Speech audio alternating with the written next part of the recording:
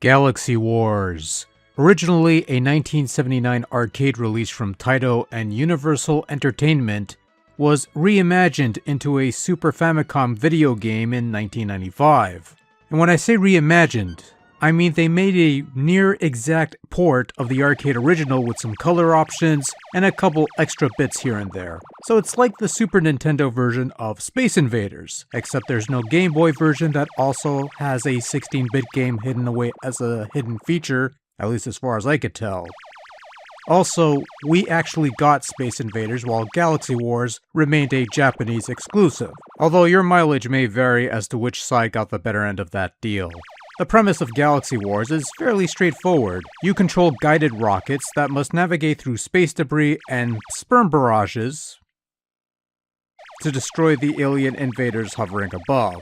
Naturally, as you destroy more of the alien vessels, the remaining ships start to move a little faster, making them harder to hit, and once all ships have been cleared from the screen, you proceed to the next wave to do the whole thing all over again, except with more sperm meteorites and harsher enemy opposition. Much like with Space Invaders, you have a couple display options on hand here. You can play the game in color, in black and white, or with fancy 16-bit graphics that aren't all that fancy, but there's music and there's a couple extra bits here and there. It's not much, but it is something, I guess.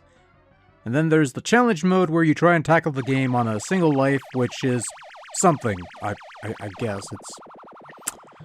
I don't know.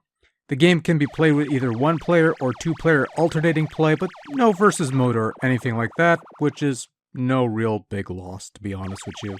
Galaxy Wars is an interesting little beast because it's less of an old school space shooter and more of a shooting gallery of sorts, except you have guided bullets for ammunition. You not only have to fire your rocket, but you also have to guide it along the way to avoid the obstacles and enemy fire. Not only do you control its navigation, but also its thrusters. Holding down a button will enable you a boost of speed, but sometimes nice and slow also works, so you have to take into account what works best in making your target. You lose a life whenever your rocket is destroyed by enemy fire or asteroids, but you don't lose a life if you miss your target, which makes things a bit more fair. You have unlimited ammunition, though once you manage the controls, missing your target is something of a rarity. And controlling Galaxy Wars is responsive and works well within the context of the game. Your rocket is slow moving in general, but otherwise controls tightly, which is nice.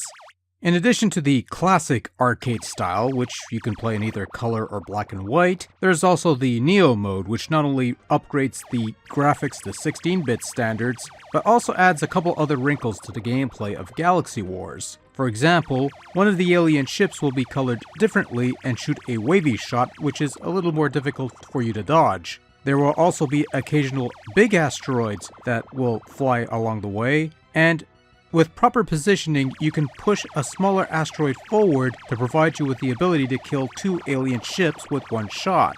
Well, one with the asteroid and one with your own rocket. These are minor additions that doesn't change the formula overall, but is enough of a change to make the game a bit more interesting if the vanilla formula of Galaxy Wars doesn't quite do it for you. As stated previously, and also as you can see from the footage on screen, Galaxy Wars has two main visual styles. The old school graphics that replicates the visual stylings of the arcade original and does a fairly good job of it as far as I could tell. And as far as the Neo version goes, which updates the visuals to 16-bit standards, they're of decent quality, staying true to the source material while giving it a bit more detail and color that the visuals lacked previously for those wanting something a little more pretty or whatever the case may be. Either way you play, gameplay takes place within a square, while your heads-up display is on the right in a gray console-like setup, which is a nice way of spicing things up a bit. When it comes to the sound effects, Galaxy Wars manages to replicate the arcade sounds to a T as far as I could tell. In this regard they're fine, but some might find them a bit annoying, especially the rocket propelling upward sound. Let's just say, if you're fine with Space Invaders sound effects, you'll be fine here. Vintage arcade modes have no music, but you do get a highly energetic if not repetitive little jingle in the updated mode. And even the title screen has a rather triumphant sounding theme that gives this game a bit more of an epic feel than it actually merits, I think.